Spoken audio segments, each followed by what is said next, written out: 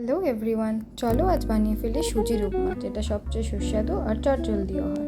তার জন্য আমাকে নিতে হবে প্রথমে একটু গাজর কুচি, পেঁয়াজ কুচি, লঙ্কা কুচি আর আদা কুচি, সাথে একটা গোটা লঙ্কাও নিতে পারো চিড়ে দেওয়ার জন্য।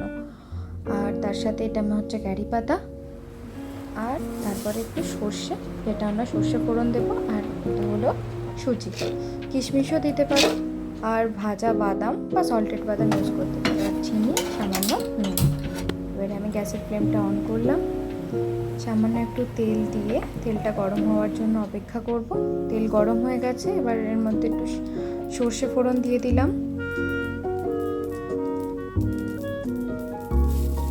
এবার লঙ্কা আর পেঁয়াজ কুচিগুলো আমি দিয়ে দিলাম এর মধ্যে। এবারে এটাকে একটুখানি ভাজতে থাকি, যতক্ষণ না ব্রাউনিশ হয়ে যাচ্ছে ততক্ষণ এটাকে আমরা ভাজবো।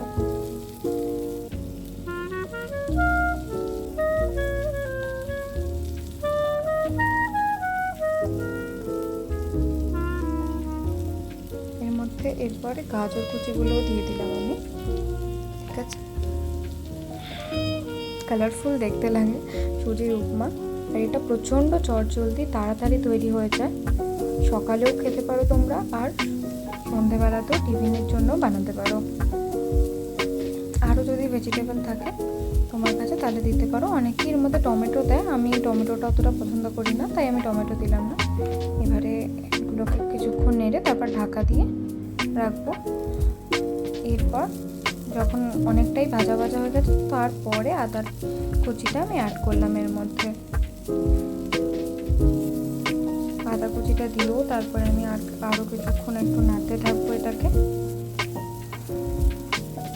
সর্ষে দেওয়ার সাথে সাথে না তেলে তারপরে একটু সামনে থেকে সরে যাবে, নয়তো সর্ষেগুলো তেলে পড়ার সাথে সাথেই ফেটেও পড়ে বেরিয়ে আসে। এবারে আমি সুজিটা দিয়ে দেবো ওর মধ্যে। সুজিটা দিয়ে এটাকে কিছুক্ষণ নাড়বো, যাতে সুজিটাও সবজিগুলোর সাথে ভাজা ভাজা হয়ে যায়। দেখো সুজিটা ধীরে ধীরে ব্রাউন কালার নিচ্ছে, মানে সুজিটা পুরো ভাজা হয়ে গেছে। এবারে আমি ক্যারি পাতাগুলো ধুয়ে এর মধ্যে অ্যাড করে দিলাম। ক্যারি পাতাগুলো সর্ষের সাথেও প্রথমে তেলে দিতে পারো, কিন্তু একদম ভাজা ভাজা হয়ে যায়, আমার এটাই ভালো লাগে।